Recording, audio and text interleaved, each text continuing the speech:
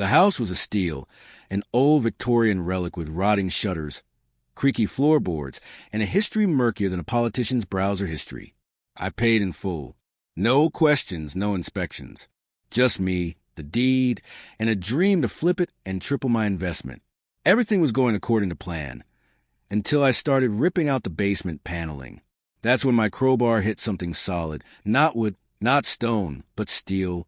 Behind a wall of moldy drywall sat a rusted safe, bolted straight into the foundation. Took 3 Red Bulls, a sledgehammer, and a midnight crash course on YouTube, but I cracked it open. What I saw made my jaw nearly unhinge. Stacks, bundles, mountains of $100 bills. Crisp, clean, untouched, like a dragon's hoard stuffed into a vault and forgotten. I didn't count every bill, didn't need to, just from the weight. It had to be around $200 million. No name, no key, no note, just cash. My cash now. Or, so I thought. Welcome to Prodigy Tales. Don't forget to like and subscribe for your weekly dose of high-stakes HOA drama. Now, cue the villain, Karen. Short, stiff haircut that looked like it could deflect bullets. Clipboard surgically attached to her hand. Voice sharper than broken glass. She didn't even bother with hello before announcing, "That money belongs to the HOA." I laughed. She didn't. Anything found within HOA jurisdiction becomes community property. Page 97 of the bylaws. I told her I wiped with page 97. That's when she snapped. Threatened to report me for illegal construction and suspicious behavior. 5 minutes later, I had 3 noise complaints, a fence citation, and a warning about unregistered wealth. Karen stalked my property like a caffeinated hawk. Drones buzzing, anonymous notes stuffed in my mailbox, even tried bribing my contractor to accidentally destroy my plumbing. So I flipped the script, held a fake HOA meeting, and announced I was donating the entire $200 million to the association. In Karen's name. She squealed like a possum in a blender. "Oh, thank you. I'll handle it personally." And she did. Karen vanished for a week. When she reappeared, Gucci sunglasses, a Bentley in the driveway, and lips pumped bigger than her ego. She didn't report a single dollar. Not to the cops, not the HOA board, not even her clueless husband Rick, who still thought they were tight on money. But here's the kicker. I wasn't done. See, that money? It wasn't just any money. I had my suspicions. And I'd already started planting seeds for something bigger. Meanwhile, Karen strutted around like she was Queen of Monte Carlo. Suddenly, HOA meetings were hosted at her place. The same cookie-cutter house, now bedazzled with gold lawn flamingos and a fountain shaped like her face. She called it Modern Versailles. Everyone else called it Karen's Clown Castle. She fired half the HOA board for a lack of vision and replaced them with her yoga instructor, her dog groomer, and her cousin Cheryl, who once got arrested for stealing scented candles from Bath and Body Works. Chaos. Glorious. HOA-fueled chaos. Meanwhile, I played dumb, smiled, pretended I hadn't noticed Karen laundering cartel money in broad daylight.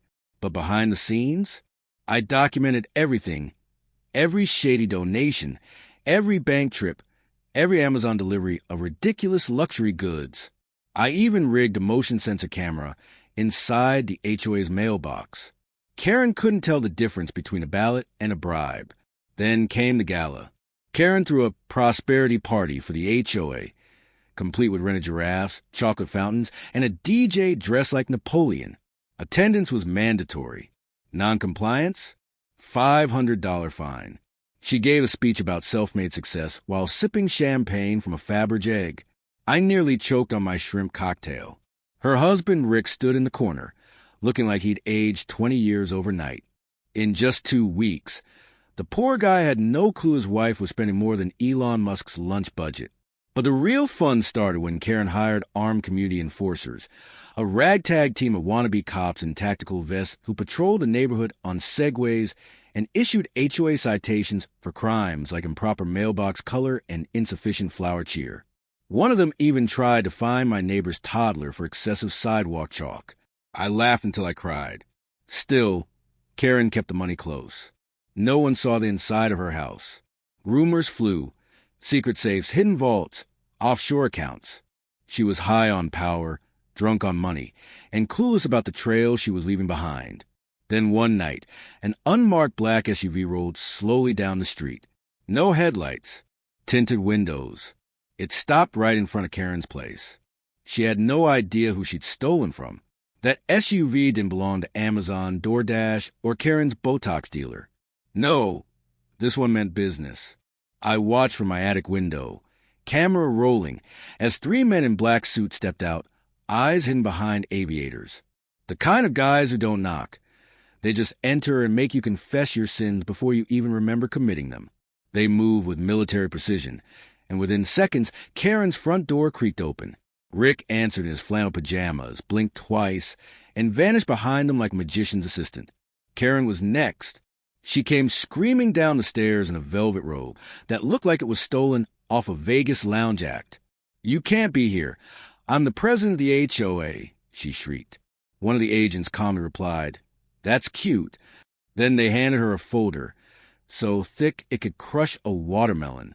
Her face dropped. "What's this?" she barked. "Everything," the agent said. "Your flights, your bank transfers, your purchases, your fake charities, your little offshore hobby. And the money. You didn't report it. Now here's the real kicker. I tipped off the DEA. That money Karen got belonged to a retired drug lord who'd stashed it decades ago under a fake name tied to this property. The DEA had been watching the house for years, waiting for someone dumb enough to unearth it and move it around. But they couldn't act until someone touched it. And boy, did Karen touch it, with both hands and probably her forehead. As they read her rights, Karen tried pulling every trick in the HOA book. "I demand a vote. I'll file a grievance. I'll hold an emergency meeting." The agents didn't blink. They confiscated her laptops, phones, her new Bentley, and even that tacky fountain with her face on it. The giraffes? Animal control came for them an hour later. They were just happy to leave. But Karen didn't go down alone. Oh no. She flailed, screamed, threw Rick under the bus, tried to blame Cheryl the candle thief, even claimed I forced the money on her with hypnotic suggestion. The more she spoke, the deeper she sank. And I just sat there sipping lemonade on my porch, watching the fireworks. But this was only the beginning, because what Karen didn't know was I still had the rest of the cash hidden, and she wasn't the only one sniffing around. Karen was dragged out in cuffs, screaming about HOA sovereignty and some nonsense about her diplomatic immunity as a neighborhood executive. Rick stood at the door holding a tiny suitcase and a chihuahua, whispering, "I warned you," as she got shoved into the backseat of the SUV like expired luggage. The rest of the neighborhood stood frozen on their lawns, mouths open, popcorn in hand, watching the tyrant queen fall from grace harder than a one-legged giraffe in a bouncy castle. I gave the agents a polite wave. One of them gave me a look like, "We know you're next." Involved, but we got bigger idiots to fry. Fair enough. Karen had made it easy. Every cent she moved, every watch she bought, every charity brunch she threw, it was all documented in full HD by yours truly. I even made a little documentary called Karen's Cocaine HOA and sent it anonymously to every board member, city council rep, and PDA group within a 50-mile radius. The aftermath? Juicier than anything I could have scripted. Karen's mansion was seized. Her bank accounts frozen harder than Elsa's sneeze. Her prize gold elite HOA president plaque? Auction on eBay. Guess who bought it? That's right, me. It now hangs in my bathroom, right above the toilet, where it belongs. But the best part? She never once reported the money. Not to the police. Not to the feds. Not even to the HOA treasury. Which meant she was guilty of knowingly possessing and laundering illicit funds. The charges? Oh! Just a spicy little cocktail of conspiracy, wire fraud, tax evasion, and aiding a criminal enterprise. She tried pleading insanity. The judge didn't even blink. Gave her 10 years minimum. Meanwhile, I quietly moved the rest of the untouched cash into a private vault, legally, since I actually did report it. The feds said I could keep a finder's fee for tipping them off. Let's just say it was extremely generous. I paid off my house, bought 3 more just for fun, and started a new HOA, one that bans Karens by default. Rick eventually left town and started a cat cafe in Oregon. Cheryl went back to candle theft.